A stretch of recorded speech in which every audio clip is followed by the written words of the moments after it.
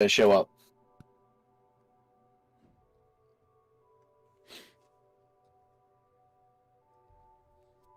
You might need to refresh the page because it just happened.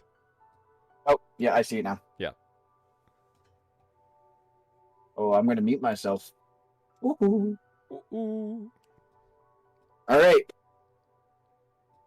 Oh, hello. Hello and welcome to Amusement Mile, ladies and gentlemen. This is our first attempt at a news talk show on the channel, and going forward, I think this is going to be a pretty regular thing because like I make a lot of tech and gaming news related content, so I figured why not consolidate it all into just one hour-ish long episode per week, and that way. And I'm here. And Jared's here as well. Well, obviously, I need you here to like talk about this stuff. Exactly. I need yeah. someone to bounce it off of. And Gives also, us an excuse to talk about stuff, and I can learn about tech. And also, you are the techspert here. The techspert. That's a good way of putting it. It also gets your face on the channel more since That's true. The ball is rolling. It's stuck in some gum. How's that freshly chewed gum. How's that video coming? It's coming great. It's coming great. All right. You said. We have an Apex video coming up on Sunday, but yeah, I'm almost done editing it. So. You remember this? You remember how you said earlier in the week, Kevin? I'll have it done by Friday. You know what day it is? It is Friday. I can have it done today. You could. The world is my oyster. Okay. So with that, I think we should move into our first topic, which of course is Windows 10 being no more. Microsoft is officially revealing a next generation or very major update for Windows on June 24th next week. That's your birthday. That's my birthday. And in addition to that, they have also prematurely announced an end of support cycle for Windows 10.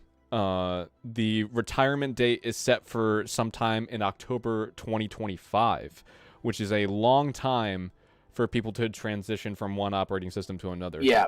When you had first mentioned that, I honestly thought it was going to be like, all right, Windows 11 coming out June 24th. Happy birthday to me. And you have a week to implement it, or else Windows will not function. Or else all your files, everything that you have ever done on Windows, will be gone. Can you imagine if that was a thing? There would be riots in the streets.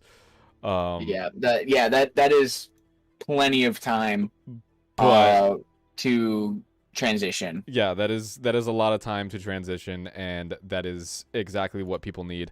There is also question about whether people will have to, in order to upgrade their operating system, will have to buy a additional Windows license, or they can just do the same thing they've been doing, upgrading from Windows 7 and Windows 8, which is just like... I really hope they don't make me spend another $100 or so.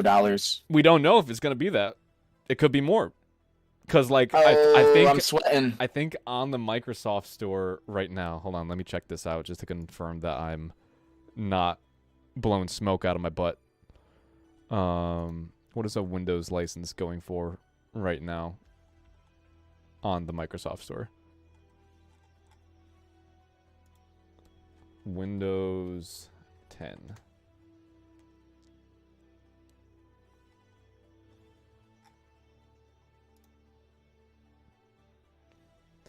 Oh, okay. What's up? They must have slashed prices, because, like, I remember a few months ago, I was scrolling past it in the Microsoft Store, and Windows 10 Home was $140. Okay, yep. Sounds about right from when we built my PC. But now, Windows 10 Pro, which has, like, I believe that has support for up to 2 terabytes of RAM. Sheesh. Like what do you have? You have 16 gigs, right? I think. Yeah, I have 16 gigs. Yeah, you have 16 and I have 32. But like imagine going from 16 gigs to 2 terabytes of RAM. I'm not even sure if like I know like heavy I know like heavy applications like AutoCAD and stuff like that could really benefit from like big chungus RAM like that. But like it's hard to imagine it. It's very hard to imagine a use case for that level of like that extreme level of memory. That's on another level. Through that. But there have been leaked screenshots of Windows 11 actually, and I can't show you the screenshots right now, but like I guess it kind of bears resemblance to Mac OS. It kind of seems like Microsoft is kind of like trying to copy them a little bit, but like don't take me at my word on that. That's just my opinion. That's like what I know from how Mac OS looks. Right. But yeah, you know how like, and also you know how like Windows 10, like whenever you open like a file or like any sort of like web browser or anything, it's like a box. Yeah. Like everything is like rectangular. Very sharp edges. That's not a thing anymore. There's rounded corners like Mac OS. Rounded corners. And like that's been like everyone is like, yeah, new operating system, but rounded corners. And that's what we're in it for. I'm just like, people are memeing Windows 11 already, and it hasn't even released yet. And I'm like, that's how you know people are excited. I'm pretty excited about it. I don't think I'm gonna upgrade right away though, because like whenever you want to hear like reviews and if any potential problems or issues people are having. That's what I'm worried about. Like I don't know, when was the last time you tried? Did you ever try like an operating system that wasn't Windows 10? Like pure Windows. Like not talking about have you ever touched an Apple product because you got like an Apple phone, but like have you ever had like another version of Windows? I don't think I have, no. Cuz I've experienced all the way back to Windows. What was first? It was either Windows XP or Windows Vista, but I not important, but I experienced both Windows XP and Windows Vista, and I think I skipped Windows 8. What's up, Erda? I think I skipped Windows 8, but I think I remember getting like Windows 2004. What was Windows 2004? What was that? I can't remember, but I remember getting it as a like an award. An award for what was it? It was, we did like it's not CPAP, but like in elementary school in elementary school, or was it middle school? I can't remember, but we had to do like an inventions thing. We could make inventions, and I made a magnetic cardboard for like playing card games. And yeah, I won a Windows software. You won a Windows license? Yeah. All right. Hold on, we got a timeline of Microsoft Windows here. Hold on. We got a timeline of Microsoft Windows. We got 2004.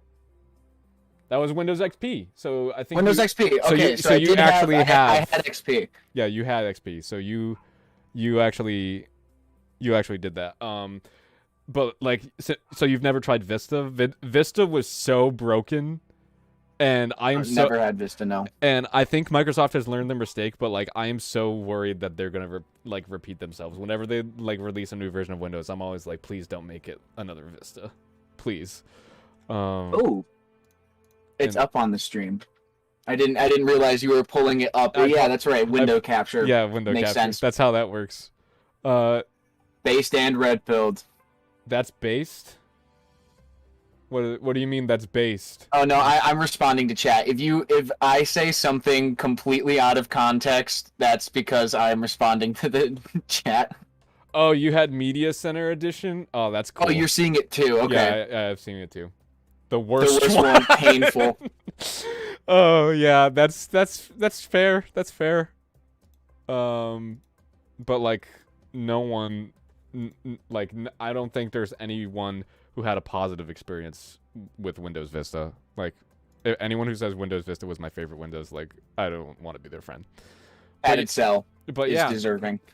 Windows 11 is coming June 24th, and you might want to wait to get it. Moving on, our next topic is New York. The New York Senate has recently passed, like within the past week, has passed the Digital Fair Repair Act with a vote of 45 to 15. And this is huge for consumers and businesses who had been advocating for right to repair. Do you know what right to repair? I'm so sorry to derail for 1 second, but when you were introducing that, I was like, yes, the New York Senate has passed. Let us rejoice. All right, continue though. I do not know what the Fair Repair Act entails. The Right to Repair Act is basically like, okay, what can I use for an example? So you know, so you know how like basically, I'm gonna use Apple as an example. So you know how like Apple like basically like if you want to repair your product like without having an extra upfront cost that's like very absorbent, like they call it an out of warranty fee. Like they make you get Apple Care. For like I forget what the current fee is. It's like $150 to sign up for a year of Apple Care. It's essentially insurance for your device. But what Right to Repair strives to achieve is to literally give consumers and like third parties the choice to repair a damaged or outdated device if they so choose. One of the biggest examples of this where Right to Repair is like most prevalent is in the car industry. Like an example of Right to Repair there is like going to like a third party like auto body shop, like a Mobile One, or like someplace like we have Mobile One around here, right? Or like a Valvoline, to get your car fixed up, as opposed to directly from the dealership where your car is from itself. Because that's what Right to Repair for. Like another example would Black Bear Auto, which is like that's the local couple blocks from my house. That's the local place around here. Yeah. Basically, if Right to Repair didn't exist in the auto industry, like every time you had to repair or do maintenance on your car, you would have to take it directly to the place you brought it from. Oh, okay. And they would have to be the ones in charge of repairing it. And Right to Repair has been like a huge, like, I say huge. I'm in like my own tech mind bubble here. I'm like in my mind, like, right to repair is so important. Everybody's talking about it, and like you didn't even know what it was at first.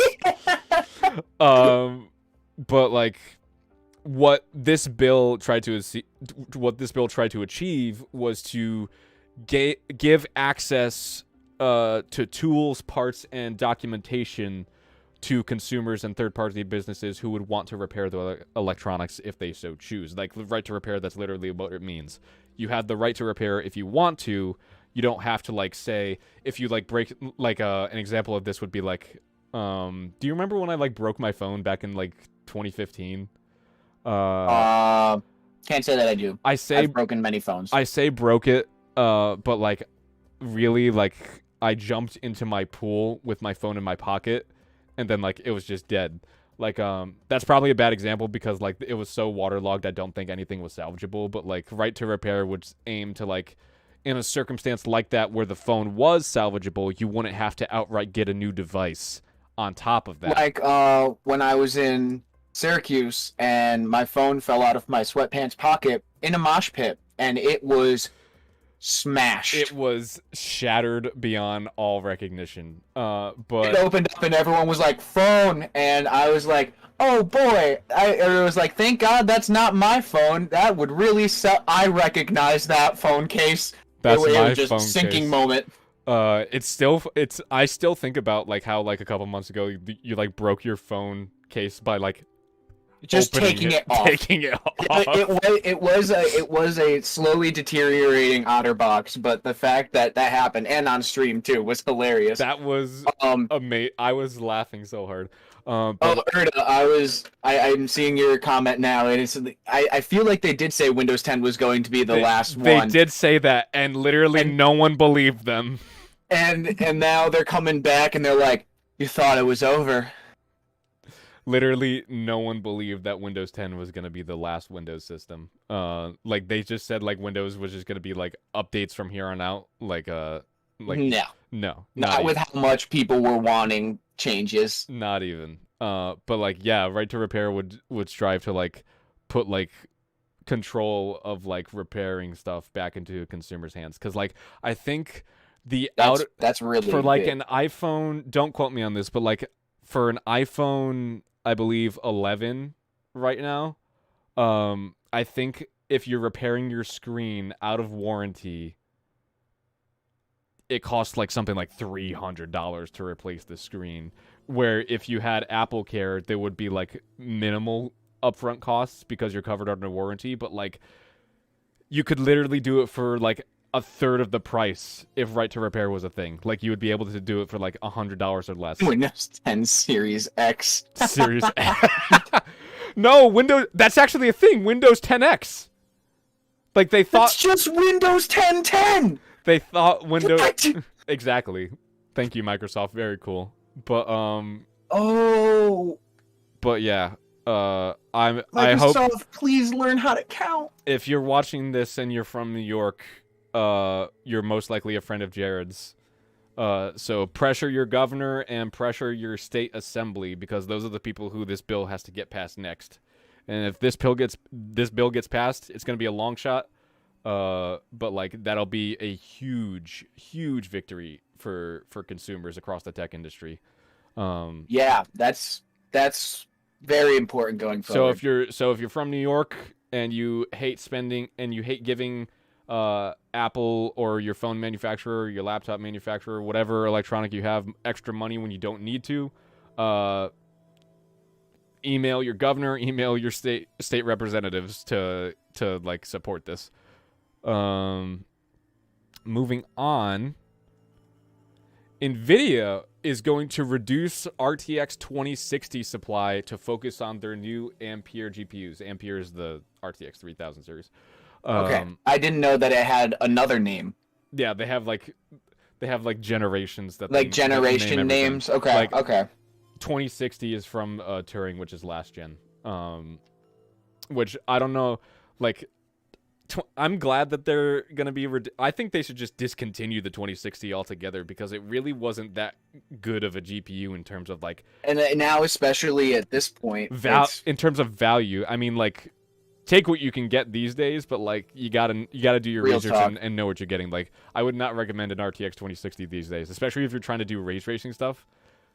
It cannot run anything with ray tracing on, not at respectable frame rates anyway. Like, you're gonna be running at like probably 20 frames a second on a lot of stuff if you have ray tracing turned on, and that's at like probably like 1440, not even at 4K.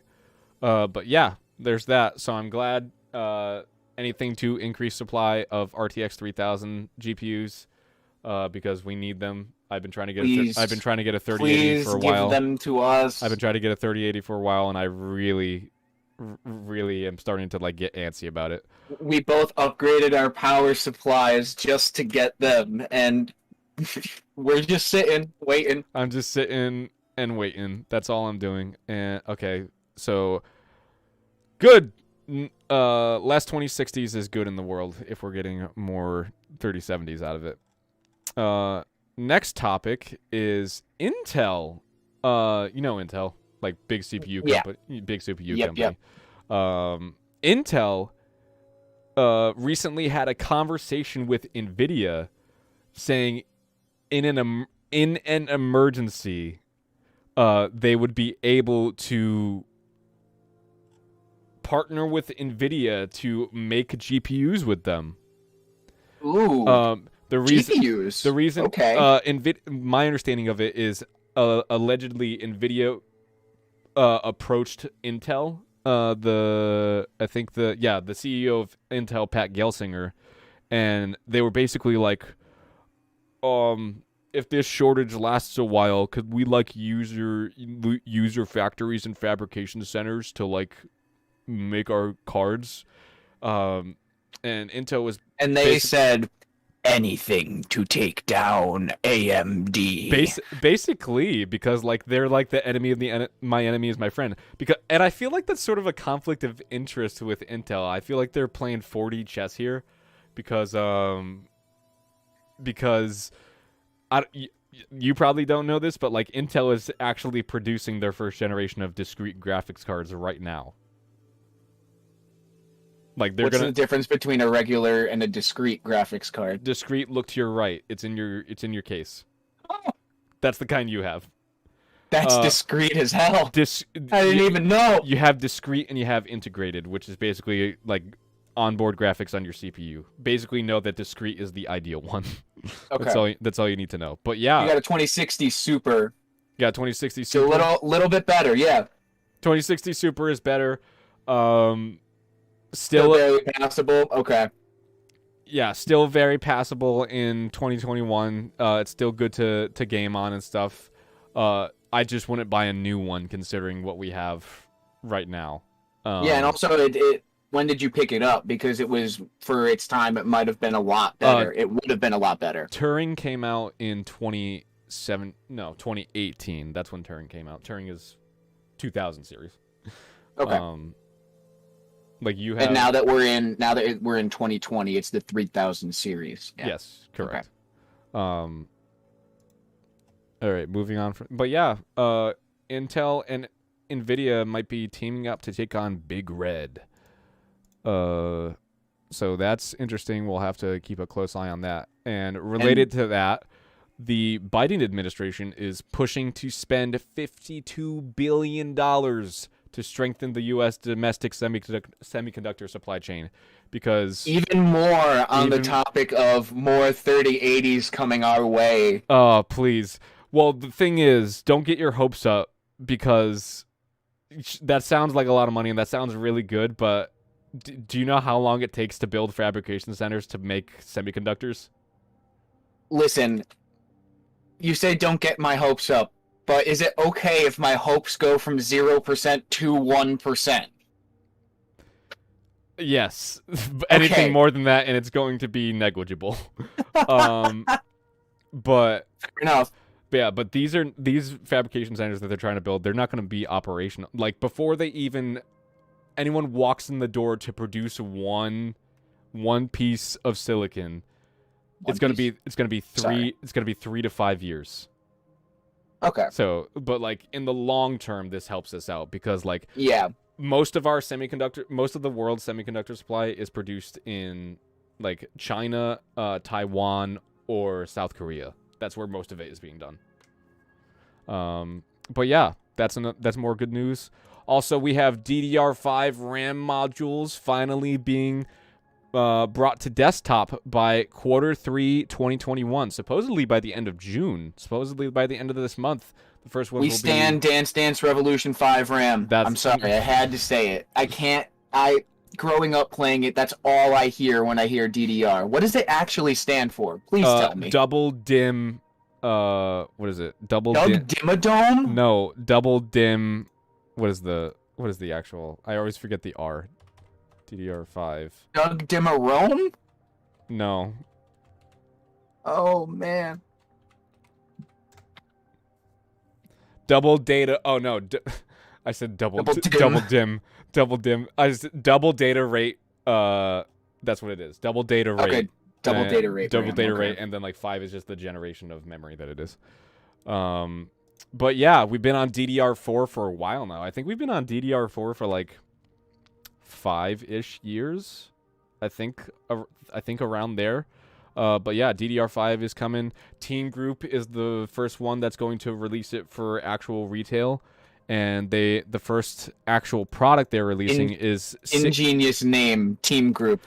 The first product they're releasing is a 32 gig double dim, that's what it is. A 32 gig double dim kit for $399. Which for DDR5 I thought it was going to be a lot more. And 32 gigs, cuz like 32 gigs it's also going to be running at 4800 megahertz. I have 36 right now, and you have 32, which is that is a sizable upgrade. But the thing is, 33% increase of my RAM speed. Exactly. Thing is, you won't be able to get it on a motherboard unless you go Intel, at least for the next year, because AMD's new motherboards next year will only be able to support DDR4. We'll have to wait. We'll have to wait for more high-end chipsets for that. Okay. And the last tech topic for the day, TSMC will start manufacturing 4-nanometer process nodes in Q3 2021. Okay, you lost me at 4 nanometer. What's the deal with that? So basically, CPUs and GPUs have these things on them called dies that contain all the semiconductors that are on them, right? And the smaller we shrink the dies, they're measured in nanometers because that's how they're that's how like close they are together. They're really small. And the smaller we can shrink the dies, the more we can fit on there, thus increasing performance, thus increasing the value of the product.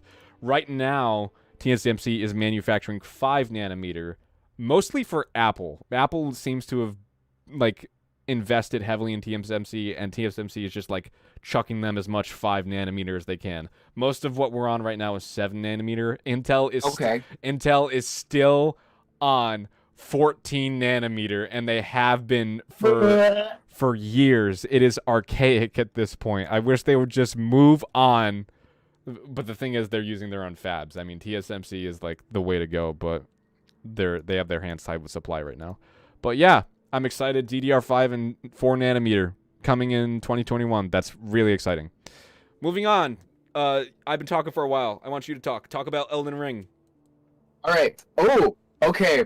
So the Elden Ring trailer dropped in this these last couple weeks, and me, who has been a big From Software fan these last couple years, I started with Bloodborne, and then I was like, once I had beaten it, I was like, ooh, that was fun. Let me see other ones. And I just happened to have friends who were like, oh, let me lend you Dark Souls 3. That was you. You did that. And then I had pre-ordered Sekiro, and I'd played all of them, at least beat one of the endings for each of them. And the only other one I hadn't played to date was Demon's Souls, but all the From Software stands have been waiting for this announcement, and my God, does it look beautiful. I was gonna say, I want to know your thoughts on it, because you saw the trailer, right? Yeah, I watched it probably 5 to 10 times. It's so good. I showed my sister and brother-in-law who barely game. I was like, look at this masterpiece. It's so good. What were they? What were the non-gamers impressed? Very open world, much more open world than the Dark Souls games previous. Really? Which they are fairly open world. But they're open in terms of open linear worlds, if you will. Yeah. Where you still have a set path you have to take. So are you saying Elden Ring is maybe a sandbox almost? I don't know, but from what I've seen in the trailer, it didn't really look like a lot of gameplay. It looked more cinematic, or most of what they showed was cinematic trailer. More like cinematic camera angles of gameplay snippets. But the shots we've seen are very wide open areas, and not barren though. They did a really good job of making it look like you get the feeling of the world. It looks like a real fantasy world. And we also have a release date, January 21st, 2022. That's way earlier than I thought it was going to come out. I was expecting this because George R. Martin from Game of Thrones, A Song of Ice and Fire fame. When has he ever finished anything in a timely fashion? Finished something. So when they announced that he was partnering for the story / lore of this game, I was like, well, I'll see this game when I'm 30. But trailer was beautiful, and it looks like it's coming out. No, it is coming out like years sooner than I thought. Q1 2022. I am so excited. Meaning I also have to play Demon's Souls before that point. That's true. So I have a timeline for that now too. You have it, don't you?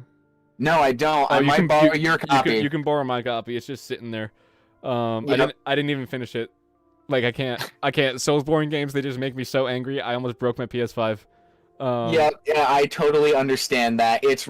But I also get so fucking angry playing them. Because I know you do it because, like, I know that feeling of satisfaction when you overcome the obstacle. You're just like, oh. It's just not worth my time in that, like, I would spend 7 hours dying to make an hour of progress.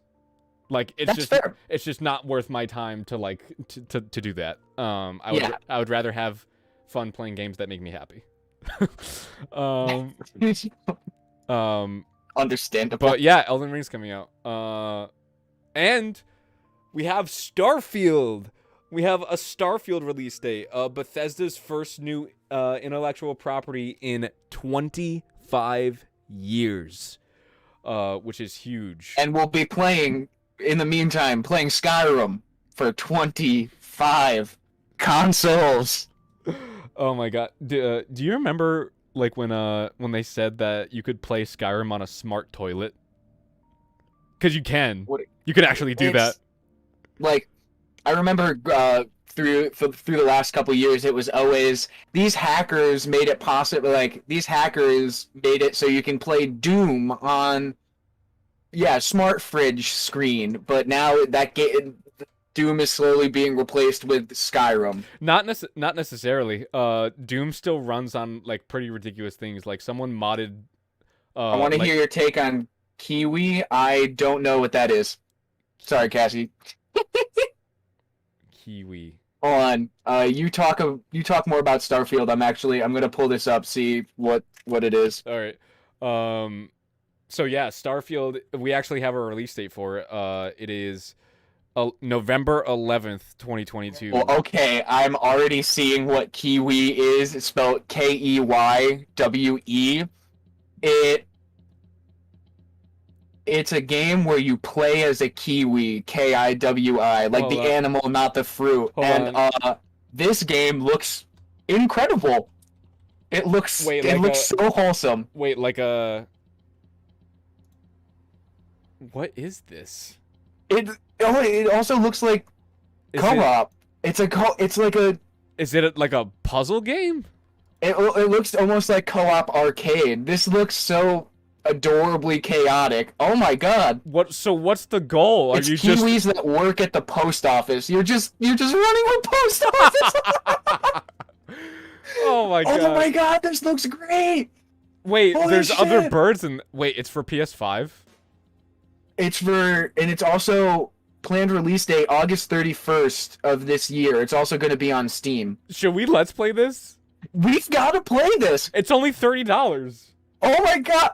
Cassie, you have brought us on to this incredible discovery. I think we're literally going to play this. We're probably going to play this now. Co-op, cute, casual, indie. Those are the tags that Steam defines it as. Oh my god. I can't wait. And the fact that it's co-op, like, that just makes me so much exactly. Oh that looks like something I would love playing together. I hope it's solely like wow. I hope the only birds we see in it are flightless birds.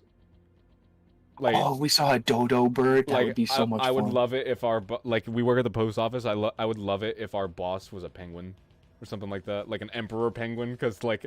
Oh, that's incredible! High-ranking status. Here we are. We have a doc of stuff we're talking about, and now we are theorizing about Kiwi. Oh, that's great. So, okay, I guess we gotta add Kiwi. We've got 2 people saying we've got to play this. That is a must. But yeah, Starfield. It's also an Xbox and PC exclusive. RIP Sony. I actually saw. I forget what article. I forget what article it was. But some like high up, like it was a VP of some department at Xbox, and he basically said, I understand the frustration from many of our many Sony players or many PlayStation players who were looking forward to playing Starfield. All I can say is I'm sorry. He said something along those lines. Oh, so it sounds like he tried, but they were like, nah. I get that. I get it. Like it's hard because like so many people like are fans of like Bethesda games like that are PlayStation players. Like Yeah, oh, that's right. And Microsoft just bought Bethesda, so imagine if like Skyrim never came to PlayStation. Do you know how many people would have never experienced it? yeah. Like that's a big deal. But going off of that, I feel Or like Fallout 76. no one cares about Fallout 76. Yeah, we're gonna move on from that. No one cares. Fallout, anything else, maybe. Not 76. I see your next topic, so I'll start this one off. You take that one. Breath of the Wild 2 coming in 2022 is what was written. Now, I've heard some people talk about it, and they said that it said they were trying, I think the word was used, for 2022, and everyone is like, it's coming in 2023. So hope for 2022, expect the following year, but it looks great. I still have to beat Breath of the Wild 1. I'd say don't even hope. Hope is gone. Hope is gone. Hey, like I said earlier, my hope is at 1% net. Net 1% hopefulness in this life. Yeah, I'm not, like, because we know with Metroid Prime 4 that, like, Nintendo does not, like, to put a crunch on things. They will take their time.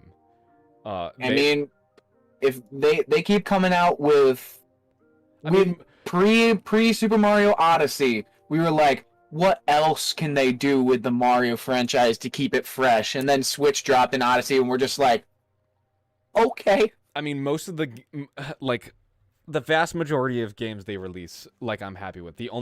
My biggest He's scalding. My biggest gripe with Nintendo is like their policies against like using their like games in like Twitch, because I've seen people get DMCA striked not for like Nintendo Music, but just streaming a Nintendo game. Yeah, it's super weird. And that whole area is like very bizarre. They're very fiercely I will protective. say that they were cracking down on like Super Smash Bros. Melee emulators that people were playing. Yeah, which Nintendo is like the big one, and people like, I can understand they want to like preserve their intellectual property, but like it's a fighting game from like if no one's 2004 or sometime around there. No one is infringing on your copyright. If anything, it's putting more eyes on your previous works. Well, that's the whole thing. This is getting into a whole different topic, but like that's the whole thing behind streaming. Like theoretically, if every game developer said tomorrow we're gonna copy strike all Twitch streamers for playing our game, they could, because that is all copyrighted material. They are well within their rights to do it. The reason they don't is one, because of the fair use. It's free press. One is because of the fair use argument. Is like, all right, well, like, but this is transformative, and it really isn't the same of me just showing the game in its entirety. Like, I'm the focus of the Let's Play. Like, the whole thing is my reaction, and that's the reason that like we're playing it, is because like you go to watch like a streamer because you like that streamer. You don't go to watch a streamer because you happen to like just like the game they're playing. But yeah, that's the like I can see the latter case being a thing, but predominantly the former, where you like the person that is streaming. Right. Yeah. So you want to see them experiencing more stuff. Exactly. But yeah, Breath of the Wild coming hopefully in 2022. Probably not. Don't get your hopes up for that. Do you want to talk about the next thing? It's not. I have no interest really in talking about it. Yeah, no. We'll just say, Guardians of the Galaxy game. It's a single player game. Looks kind of like Mass Effect. Character designs are more faithful to the comic series, rather than like the Marvel Cinematic Universe. But I mean, that's about it. Starfield is I'm blonde. I mean Starfield. yeah, like Star Lord. I'm still thinking of Starfield. Starfield is blonde. Star Lord in the Starfield. But yeah, coming out October 20. Oh yeah, that's 29. so. Just to double back on a previous point, no one at Nintendo has received a paycheck from Melee sales in over a decade. So like, why do they care?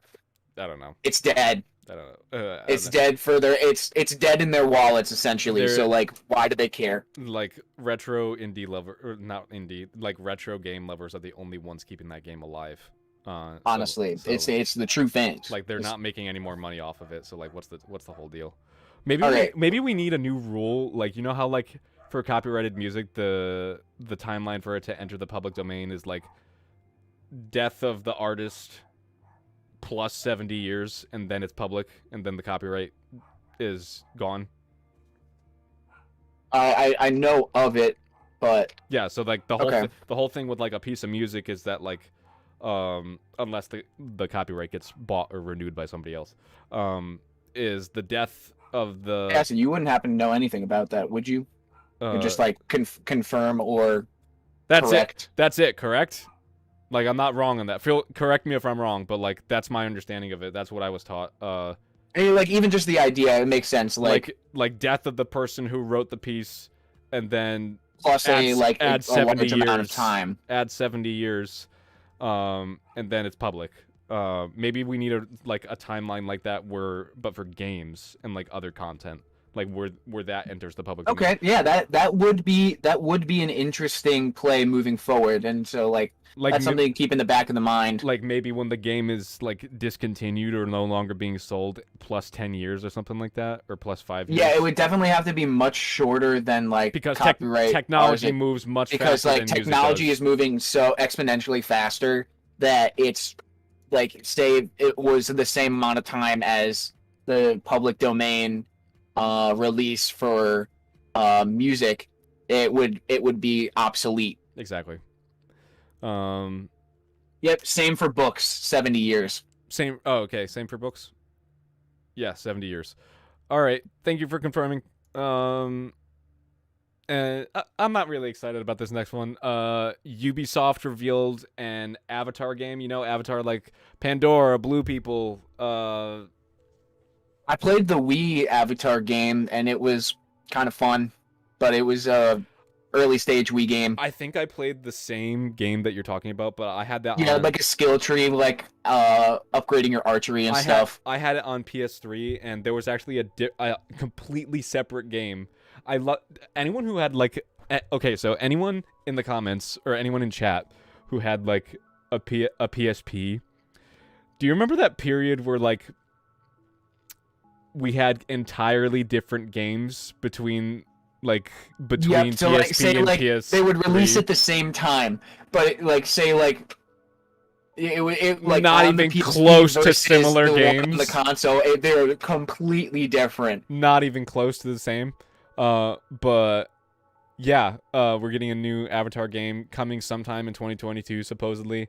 I will say the graphics look very good. I haven't seen anything on it. Will it recount the story again of the first James Cameron movie, or is it going to be like its own thing? No, it's not going to be based on the movie. It's going to be you're just like what I read from it is you are before or after. Probably before. I believe after.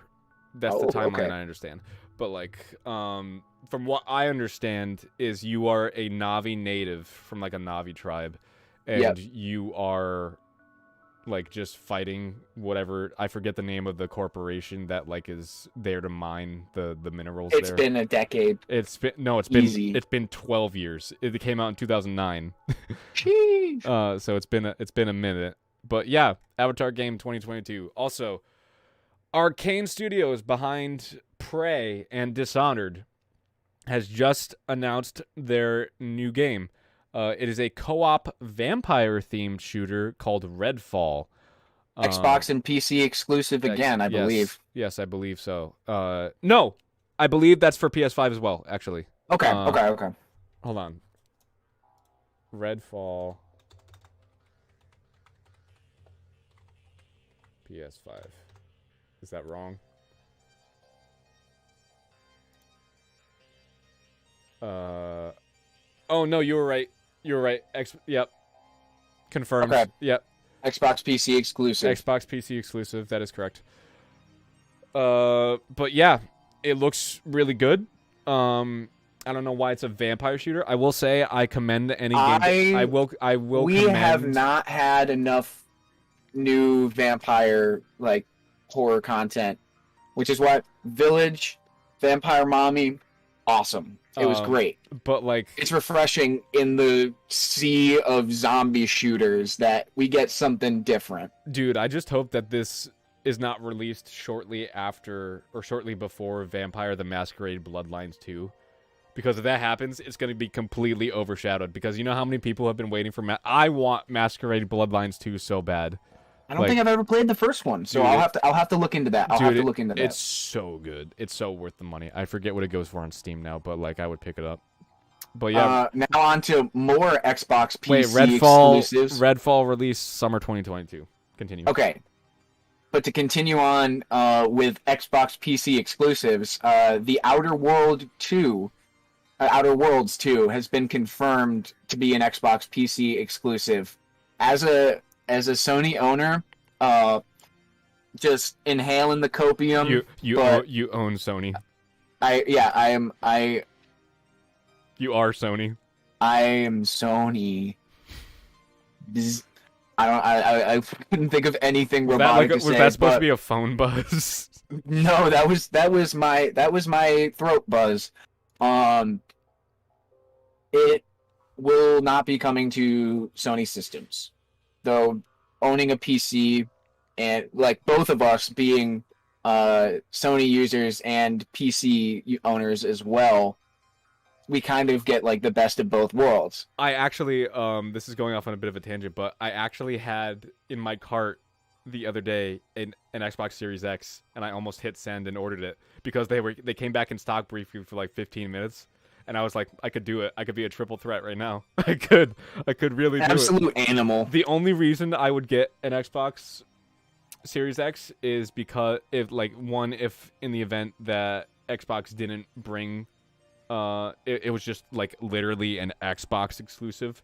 But it seems going forward, Xbox is going to release most of their exclusives on Xbox and PC. Because Microsoft, you know? Yeah. But also because a lot of the good games on Game Pass are only available on console and they're not available on PC. Those would be the only reasons I would want a Series X. I would never in my life get a Series X. My current PC is better than that. Series X is like moderately more better than the Switch. Speaking of, sad we didn't get any Switch Pro. Or no, Series S. Sorry, Series S is Series S. That's the Series X is like powerhouse. Like take on the PS5, baby. All right. Even more? So we're sticking with Microsoft. A lot of Xbox news. Yeah, Microsoft Flight Simulator is coming to Xbox July 27th, which is big. Because it's only been available on PC at this up to this point, right? Yeah. I'm not excited about the performance of it. Because it's very hardware heavy, so or draining rather. So it could be questionable in performance, but if they manage to figure it out. I don't know. I would just. All right, so anyone in chat who has played Flight Simulator or have you seen benchmarks of it? Benchmarks, no. Okay, so basically, Cassie, get Jeff in chat right now. He's got to talk about Flight Simulator. If you're playing at 4K, my understanding is. Unless like I don't think DLSS is like supported in Flight Simulator, but like I don't know that for a fact. But like my understanding is if you're playing Flight Simulator at 4K on PC, which like I'm sorry, like console players, like console stands, like PC is just like the most in terms of like hardware capability, it is the superior platform. Yeah, because it's fully customizable, and they keep coming out with. Well, no, the hardware upgrades. is just refreshed so much, and like it can like consoles like you have one major release every 7 years. It constantly stays ahead of the game. Exactly. Or games, for that matter. Exactly. But like, basically, what I was saying, like, if you're playing Flight Sim at 4K, even if you have an RTX 3090, like, I don't think it's even possible to get 60 frames a second on it. Like, it's just not. It is just that demanding of a game. But that's why I don't have... Arguably the most demanding game currently. Microsoft Great Equalizer 2020. That's the official title of it. Like, yeah. Like, I don't know how they're going to support 4K at Flight Sim on the Series X, but I'm excited to see how they're going to be able to do that. Because if they can get it to run at 30 frames a second, I'll be like, oh, okay, that's like... That's respectable for a console. They could probably get it to 30 frames. They could probably do it. But like 60? Matt just said... Yep. Matt just said sad face. Yeah. That's Flight Sim for you. But yeah, I don't have high hopes, but we'll see. Let's see. I'm looking for more let's see if I can cover any more Microsoft news so we can move on. Yes. Xbox fridges. Xbox mini fridges, y'all. Xbox is producing a line of mini fridges that bear similar resemblance to the Xbox Series X. Y'all, they bought into the meme and they are riding it. It will be available for purchase in the holiday season later this year. I kind of want to get one just for the joke of it. Yeah, it would make sense for you to get one because, like, for you to go to the it's also a convenience thing for you. Like, if you're... Yeah, because I have to like go to the fridge to get like a bottle of water. It is like round trip. It's like a 2-minute walk in my house. Yeah, like whereas me, so not, like if I am the furthest point from the fridge I can be in my house. Right. And currently, but like for me, I have the back side of my room, and if I had a mini fridge here, it would make streaming a lot more efficient, which would be super cool. It would save time. It would save ultimately money in the long run, I think. So just the flex, because it's birthed from the meme of guys. It's a fucking mini fridge. They got it. This brings me back. This reminds me of the whole like Keanu Reeves, "You're breathtaking" thing. But yeah, I would want one if the price was right, but I feel like these are gonna be like fairly expensive. Like they might be, I'm guessing in the range of like $200 to $300, which like for like it depends. Like a fridge. Do we have? Yeah. Do we know like sizes and stuff? Xbox fridge. While you're looking that up, I'm gonna start talking about some Sony. Yeah, you do that. So we've got a few little spots of Sony news. Death Stranding's director's cut is coming to PS4 and PS5. Which is basically you're the one who's played that. I have not played it. I only know from KFC's console over Xbox fridge. Honestly, if you get them both, KFC console or KF console, that's what it's technically called. Get it, set it on top of the Xbox fridge. Unlimited power. Unlimited power. This isn't even my final form. So I've only heard this from people who have played the game, but Death Stranding, does it really feature a 2-hour plus long cutscene? I've heard it has a 2-hour cutscene. I feel like that's hype. That's hype? No, it wasn't hype. It was people like, I feel like that's no. I feel like the cutscene was 2 hours. All right, so it might be over exaggeration. I feel like that's cap. I have not seen a cutscene. The cutscenes are very long. I've seen like them get as long as like maybe 15 to 20. But like 2 hours. I was about to say 2 Death hours. Stranding's director's cut might have it. 2 we hours. don't know. 2 hours is a movie. Yeah, I was about to. The game is a playable movie. Honestly, like it's not. It's not. Like, it's just not. That's all I have to say about Death Stranding. But like director's cut, maybe like, I don't know. Maybe the reason it wasn't as interesting was because like Hideo Kojima does have a history of like being strong-armed into doing what executives want him to do. So maybe like maybe his director's cut will be better. Let Kojima run wild. I'm just like holding. Like he wants to do. I'm holding out hope. Absolute madman. I'm holding out hope for Silent Hill. I'm holding out hope for like Silent Hill, like his version. People have definitely said it feels like a 2-hour cutscene. Okay, understandable. I could definitely see that. That is reasonable. It is a very droll, boring game. Another bit of Sony news. Have you found the Xbox fridge, if there's any like info on it, like how big it is? It doesn't say any specs or size. Okay. You can expect comparable to regular mini fridges. It looks like they're able to fit 3 12-ounce cans stacked up. So I don't know, measured. Imagine 3 Mountain Dews stacked on top of each other. That's about the size of it.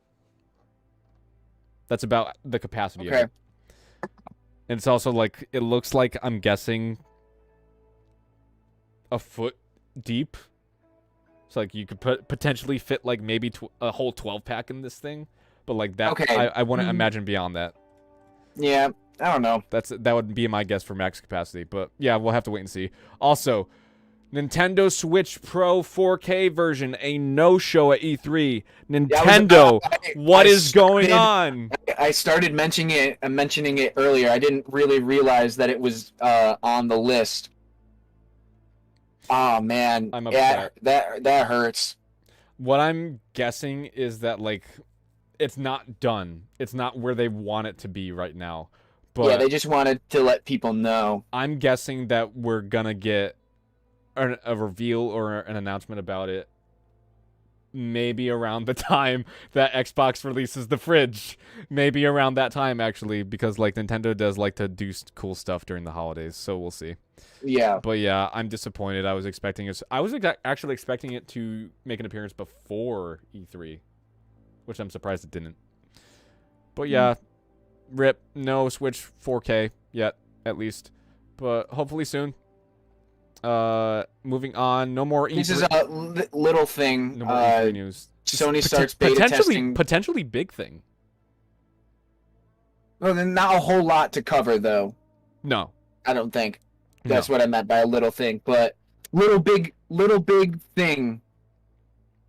And it's also Sony, so yeah, there's a double entendre there. Sony starts beta testing program for future PS5 updates. Do you know a little bit more about this program? Yeah, basically anyone who has a PlayStation 5 and a PSN account in good standing and is over the age of 18 can apply for Sony's new PS5 beta testing program, which basically means they're going to get experimental versions of the PS5 operating system or experimental versions of PS5 updates in order to like better optimize or improve fixes and patches for further PS5 update releases. I actually think I'm going to apply for this. I think I will too. That sounds really cool. I think I'm going to apply for this. That's really cool. Like this is Sony reaching out. It's like, hey, we really do want the users.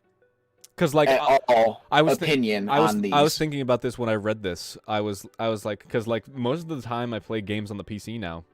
Like, I don't play console games anymore unless they're exclusives. I don't play them unless that's the only way you can play them.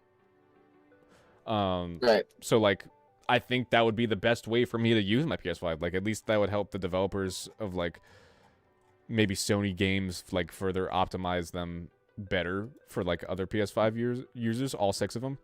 Right. What's the next thing? Ooh, Oh, I'm so excited, and also not.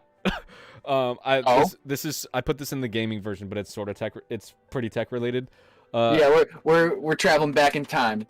AMD's We're talking about tech right now. AMD's proprietary upscaling technique, Fidelity FX Super Resolution, releases June 22nd. That's in less than a week, ladies and gentlemen, with support for 7 games. I explained what upscaling was to you, right? Like I briefly touched on Yes, that. you did explain upscaling. So basically, Do a quick explanation for people in the chat or in the comments that might not know what upscaling is. I wish your friend Jeff was here so he could like explain it probably quicker and better than I could. But basically Mac and Jeff. Basically local so, local blood synthesizing. Wow. Oh god. You know, Sony already bled me dry. Why not? Yeah, they're just going Sony's experimental updates. You just see the PlayStation 5 start to transform like I forget which Transformer movie it was, but the one where all the appliances started going evil. That was the first one. That was the first one? That was the first one. Okay. The Allspark. But basically what upscaling is using a rendering hack in a game or like any application to decrease performance load while also decreasing image quality in order to increase performance overall. Does that make sense? So basically like saying say you're playing a game at 4K. Say like you're playing what's a game that people like to play these days? Say you're playing Witcher 3. Say one that you like to play. Say you're playing Witcher 3, or say like it's Resident Evil Village or whatever. Say you're playing it at 4K, but your frame rates are tanking because your PC can't handle it. If you have a graphics card that has that is an NVIDIA graphics card that is like 2000 series or 3000 series, you can use DLSS upscaling if the game supports it, which is basically lowering the image quality. Oh, perfect. Jeff's here. Jeff, can you explain upscaling? Explain upscaling for the chat better than me. Explain DLSS.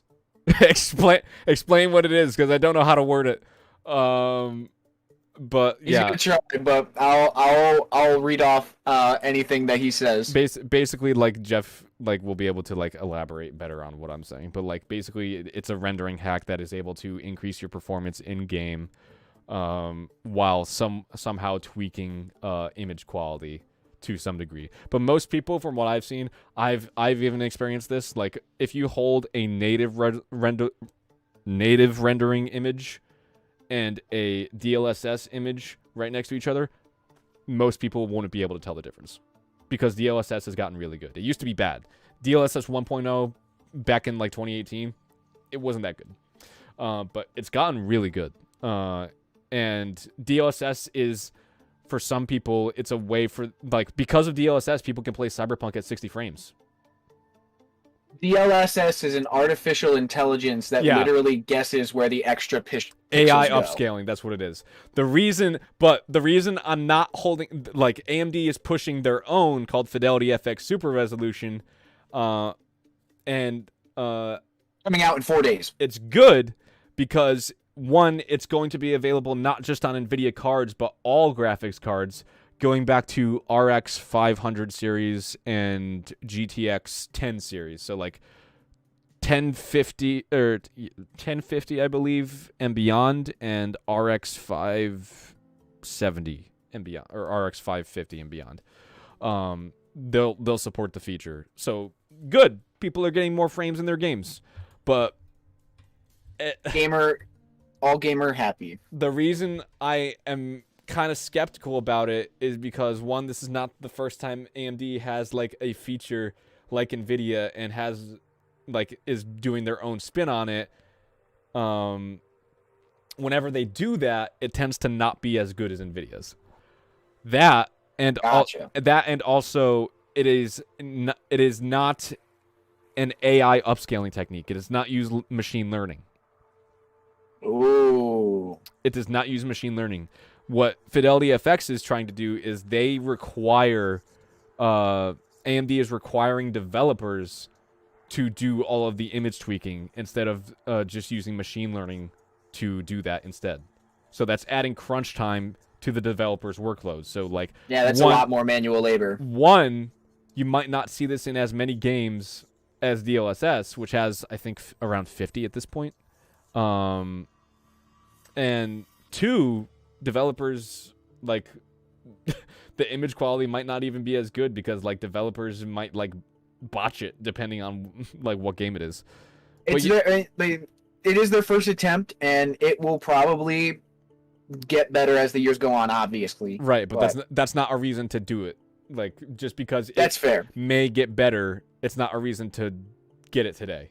But it's being supported at launch. It's launching June 22nd. Games at launch will be the 22 Racing Series. Do they mean like F22? I have no clue. I don't know. Not a racing game player. I've never heard of that. Anno 1800. I've actually played that a bit. It's like a Civ type game. Evil Genius 2, Godfall. I've actually have yet to play Godfall. King Shunt, Terminator Resistance, and the Riftbreaker. I've not heard of most of these games. The only one I had heard of was Godfall, and it was an announcement for like PlayStation 5 launch. With support coming soon for 12 games, including Asterigos, Baldur's Gate 3, Dota 2, Edge of Eternity, Far Cry 6, Farming Simulator 22, Forspoken, Myst, Necromunda, Hired Gun, Resident Evil Village, Swordsman Remake, and Vampire the Masquerade Bloodhunt. So yeah, most probably the ones that are going to be... Jeff says it's almost like how Sony and Microsoft exclusives optimize for consoles. Exactly, Jeff. Thank you. They also have a huge list of developers who are on board with it. Biggest names are EA, Gearbox, Capcom, Warner Brothers, and Ubisoft, as well as Valve. Ooh. So yeah, Fidelity FX. Steam getting in on it. I'm gonna try it when it comes out, but I don't have high hopes for it. All right, that's enough on Microsoft and Sony related stuff. Let's move on to stuff that announced during the Switch Direct. You talk about this one. All right. Sega has announced a remaster of the first 3 Super Monkey Ball games. Let's go! Finally! I am so excited. Super Monkey Ball goes hard. I am so... goated party game. Can't change my mind. Can't change that. I actually played like all 3 of the first ones too, and those are the ones that are coming out. So yeah, Super Monkey Ball, I love it. It was one of my favorite things to play as a kid. On the topic of remasters, honestly, a sleeper from the Nintendo Direct that I this is probably the game I'm most excited for is the remaster of the first 2 Advance Wars. Advance Wars is a Game Boy series that I believe there were 4 games, and the 4th one was on the DS. But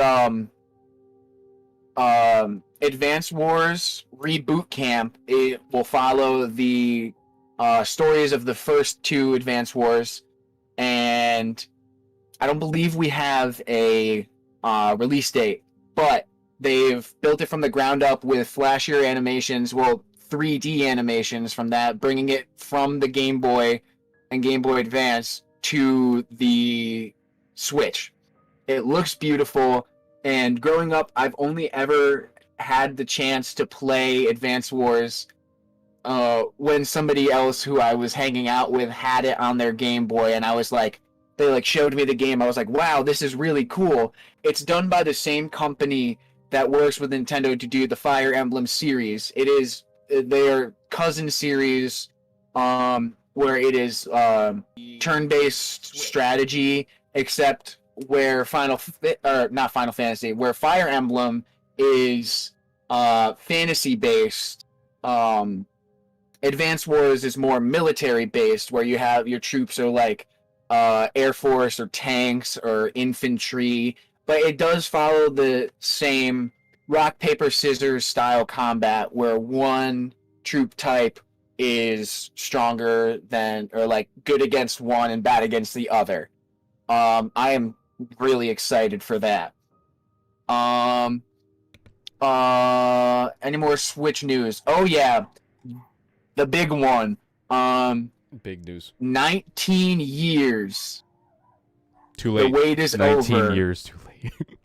Metroid Dread has been announced, and oh man, does it look spooky! You want to talk about like? Gon. Do we have fellow Gon mains in the chat? Do you like what's different about Metroid Dread? You said like something was So they wanted the reason so they announced it 15 years ago. There was a 4-year gap since what was Metroid 4 called? I don't know. I played the primes. I didn't play the regular ones. Violet will drop it in the chat. They know. Literally just responded. As I said, the that, second we're talking about Metroid. As I say, Violet will put it in the chat. Your smiley face came up. But they've been developing it for 15 years because they wanted to release it on the Nintendo DS, but the hardware of the DS just couldn't handle the type of game that they wanted to play, or like they wanted to make, where Samus is being constantly pursued by an enemy AI that constantly learns your play style and will adapt how it reacts to you or how it pursues to you. So you constantly are on your toes. Metroid Fusion that's what it was. is what came out 19 years ago. Of course they couldn't do it on the DS. That like our phones yeah, are like no, our phones are like 3 times as powerful. At the time they were DS. like the DS is the future of handheld gaming, and now look at where we are. In a way they're not wrong, because like the new 3DS was released just like in I think 2019. I actually was thinking about getting one because there was like a super promo that you could get it for like half off, and there was like, half off. I didn't know about that, but if I did, I probably would have gotten one because my DS is gone forever. And I will never finish that Pokemon Moon file. Ugh. But that's an unfortunate story for another time. Jared? Yep. That was my biggest and most recent regret as a gamer. Oh. Actually, you know, it might be a close second to pre-ordering Resident Evil 6 Deluxe Edition for $90, but you listen, okay? It came with Resident Evil 4, 5, and Xcode Veronica, all for the 360. Oh, okay. It was 4 games in one. Okay, I thought... It worked out pretty well. I thought you paid $90 for Resident Evil 6. I mean, I still technically did, but I also... But other stuff came with it. That was actually a pretty good value in hindsight. Yeah, it was 4 games in one, so essentially like $22.50 for each game. That's pretty reasonable. Yeah, I'm excited for Metroid Dread. It looks really good. I'm not a very big Metroid fan, but like I'm more excited for Metroid Prime 4, but that's coming out in like 2035, so we'll see what that we'll see when that happens. It's coming out in Cyberpunk 2077. It's coming out in Cyberpunk 1435 or something like that. 1435. It's been out for 600 years. All right. I meant I meant 14,035. That was 14,000. I didn't execute. Not 1,400. I didn't execute correctly there, but yeah. All right, big one. Steam Steam Summer Sale is coming June 24th. It is in 6 days, everyone. Another happy birthday to me and a sad birthday to my bank account. Oh my god! Like I'm prefacing this with I'm very excited for this vacation I'm going on. But the timing could have been a little better. I did not realize that every major seller, including Steam, like what you were saying, Target, Best Buy, all of them are having their sales coming up in the next week to 2 weeks. We'll condense that. Amazon is doing Prime Day, as everyone knows, but like in response, all other major retailers are having their own like big saving events, like Target, Walmart, Best Buy, and Newegg for all the PC players in chat. All are having competing saving events to Prime Day during the same week. I was trying to save up money for this trip I'm going on. And now I'm like, I'm trying to save as much money as possible so I don't put myself in the red. You're gonna come. I was saying you're gonna come home without shoes. You're Yeah. gonna come home without shoes. You're gonna be barefoot on your flight, like. And you're like, I'm gonna come off the plane like, Mama, I made it. I made it home. Oh no, yeah, but I hope everyone has saved up, because essentially this is gonna be the best time of the year to buy anything, electronic at least, and most likely if you're a PC gamer, it's gonna be the best time. It is the best time of the year to get a PC game. So like, got any PC gamers in your life? Got any like tech nerds in your life? Or you're just looking for Christmas presents early? Or if you got someone who has a birthday coming up, this is the best time of year other than Black Friday. Get that gift. Get that tech boy. All right. This is where time? Is it time for me to rant? This is where you take over because I know pretty much nothing about all of these. So you're on. Oh no, Jeff just said he lives near 2 micro centers. Oh, is Micro Center having its own big saving event too? Do micro centers have, like, this time of year, do they have deals? Micro Center sells the 3080 for $10. I mean, that's stupid. Like, even if it was like $300. Micro Center sells the 3080 at MSRP. What a concept! Ooh, the tea, it burns.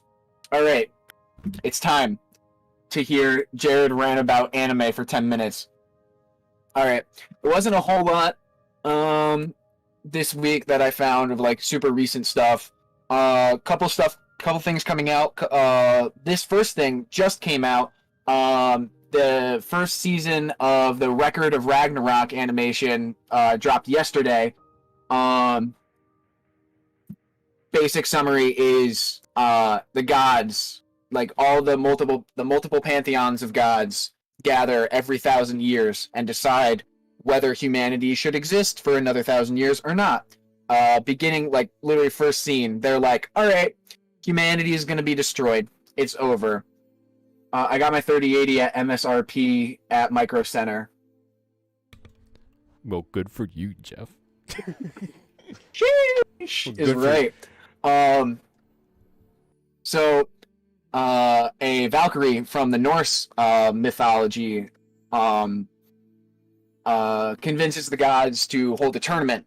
It's 13 rounds of one god versus one human, and this Valkyrie chooses the 13 warriors for humanity throughout all of history. So you've got names like the humans. At least one of them from the first fight is a famous Chinese warrior, Lu Bu, who was considered the strongest during the three feudal kingdoms era of ancient China, and as well as you have Sasaki Kojiro, founder of the Ganryo sword style in Japan, and I knew that from reading Vagabond. But it's really well done, and they're fighting gods, or I should say the manga is very well done. I watched the first half of the season last night to prepare for this, and I feel like just because of the source material, like I'm also in like a Facebook group about it, people were way overhyping the series, so immediately when it came out, everyone only had negative things to say. It's okay. It's not the best animated show I've seen, and like I haven't got to the point people are most upset about, where it's literally like one of the hypest fights, which would be of season 1, and it's literally a PowerPoint. Like it's literally like a PowerPoint. It's just slide. There's 2 slides, and this one changes, this one changes, this one changes, this one changes, and so like I've seen that, and I'm a little worried because from what I've seen, that's like actually what is in the show. So it's not the best animation, but the story and the story is really cool. Like you get backstory of the god and of the human. It's not 100% historically accurate. They had to take some liberties to make it cool, or like for the show, but you learn a lot of cool stuff. So right now I'm only halfway through the season. I'm gonna give it like a 6 out of 10. I'm still gonna watch it, and I'm gonna give it good reviews because I want a second season, because the Hercules Jack the Ripper fight, which would start off season 2, would be fucking awesome. So even if you don't watch it, go give it a thumbs up on Netflix. It's on Netflix. Because I want to see that. Do it for me. Do it for me. If no one else, do it for me. Speaking of, Netflix has stuck its claim in the anime world because the other two topics I'm going to be talking about are also Netflix-released anime series. Seven Deadly Sins, Season 5, comes out in 10 days on June 28th. I have slept on this series for so long just because, like preview looks didn't look like something I was interested in. Another instance where the most hype fight is, like, very poorly animated. So, Season 3, I have people, like, friends who have watched it that I know have talked about there is a massive drop-off of animation quality post-Season 2, where the Melodious Escanor fight was done better by a fan, by themselves. And that was another reason why I held out, because like by the time I was contemplating watching it, that's when that news was coming out, and I was like, So, but just recently, I started reading it, and I'm about probably around a third of the way through it. It's pretty good. I'll eat my words. I'm really enjoying it, so I shouldn't have slept on it for this long. It actually finished. The manga's completed. It completed right around the same time as Demon Slayer's manga. And the last Netflix series that has news, I am not a furry, but You lost me already. Beastars Season 2 Western release date set for July 15th. I watched Beastars Season 1. It's essentially anime BoJack Horseman, so it tries to make you horny for anthropomorphic animals. And you said I watched you weren't it with a one of my furry- housemates. You said you weren't a furry. Why? What?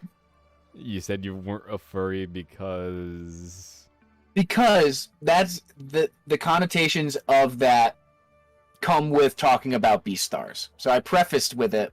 I really shouldn't have, because now it's being pointed. Yeah, sure, okay, yeah, I know. Okay, yeah, I knew I did it to myself, and that's okay. I was gonna I'm say. fine with being the butt of the joke. I relish in it. In this case, the tail of the joke. But all right, we gotta end this call. How do I leave? That's topical. That was a good one. That was a good topical. one. You're gonna criticize me for making puns when you're like the swamp king of puns. Tushy. What? Tushy. Touche. Oh, I see what it sounded like you were saying tushy, like the. You mean like the butt end of a joke? That was intentional. Oh, okay. Oh, okay. See, that was me making a pun back, and I got it. I just didn't think it was funny. Anyway. Okay. Oh man, but yeah. So I watched Season 1 with my housemate, and I actually really enjoyed it. I was honestly surprised. Beastars Season 1 intro goes absolutely hard. It's a banger. It's a mix of like rock and like jazz and like swing. It's really cool because I'm also a big Diablo Swing Orchestra fan. So like those two genres, so sweet together. But I've heard mixed reviews for the potential of this coming season, so I'm not sure if I'm going to be watching it. But it's just out there. It might go on my list. It might not. Because I actually have a list in my notes on my phone of things I plan on watching, things I'm currently watching, things I have watched, as well as want to read, are reading, have read. Because I need to document this stuff because I'm a filthy degenerate weeb. The list keeps getting longer. List keeps All right. getting longer and longer. All right, yeah, final topic. Netflix right? is really on top of the anime game now. When they started back a couple years ago, they can't say that they're not. All right. Final topic, right? Final topics. We already touched on this. Actually, no, we did talk about the competition. Oh, yeah. I should give the dates for each of them. So if you guys want to save the dates,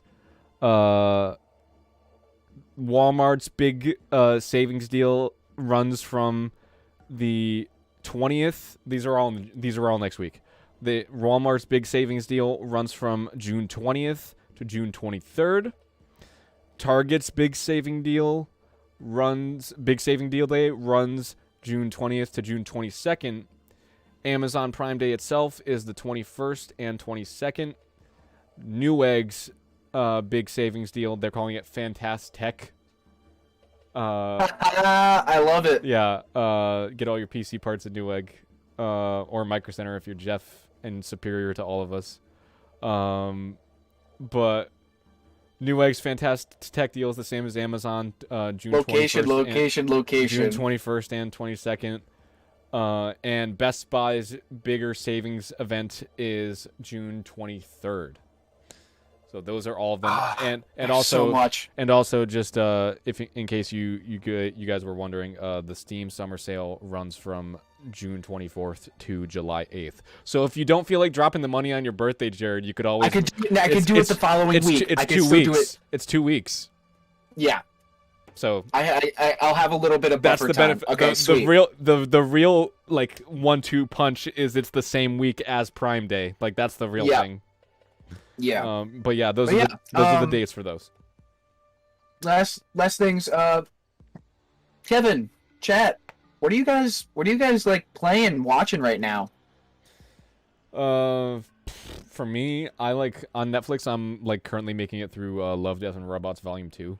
Oh, nice! Yeah. I have not gotten around to it. Dude, how is it? Dude, it's so good.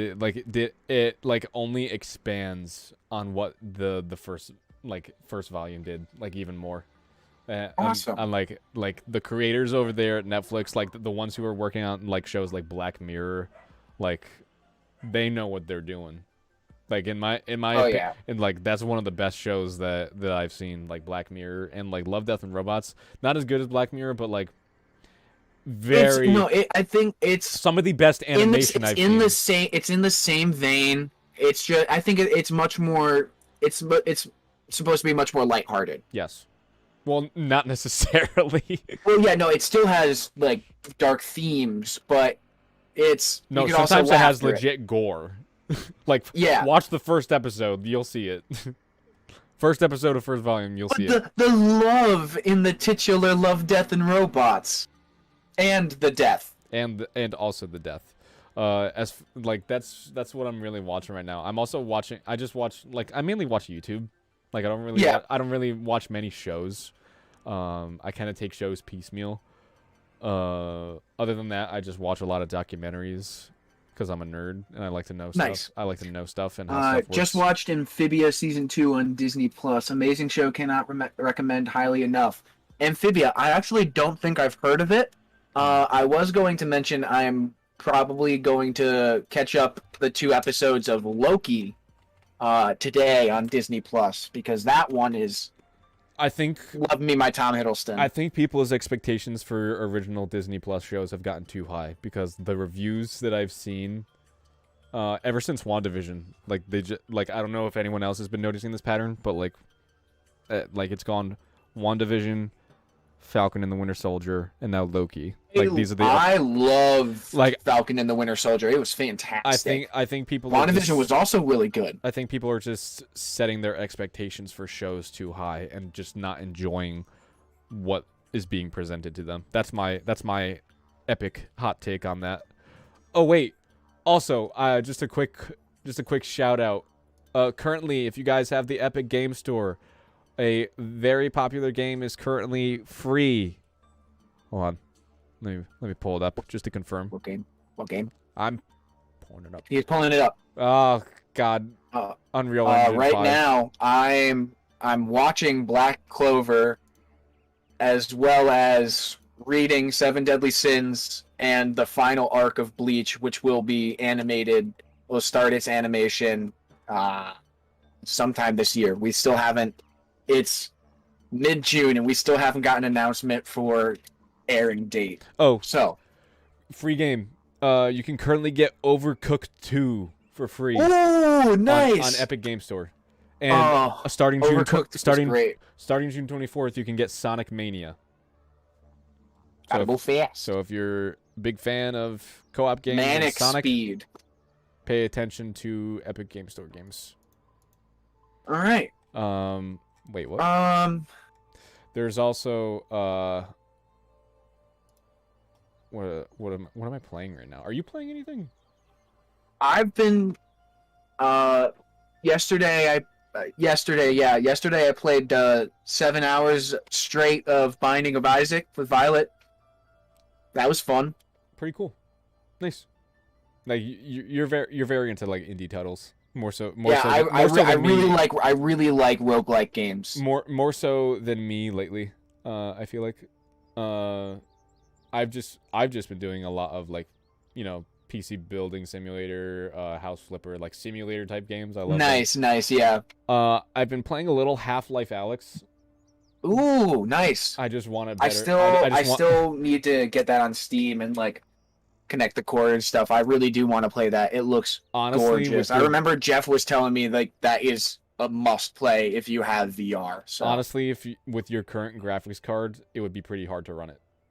Okay, fair enough. So I will wait on that. So you should once I get my upgrade, also no Rugrats, Violet. Absolutely. Oh, Jeff, I found a good deal on a used 2080 Ti, so I think that's my upgrade until like the whole like Ampere situation gets sorted out and like stock gets replenished on that. But yeah, you'll get my 1660 Super.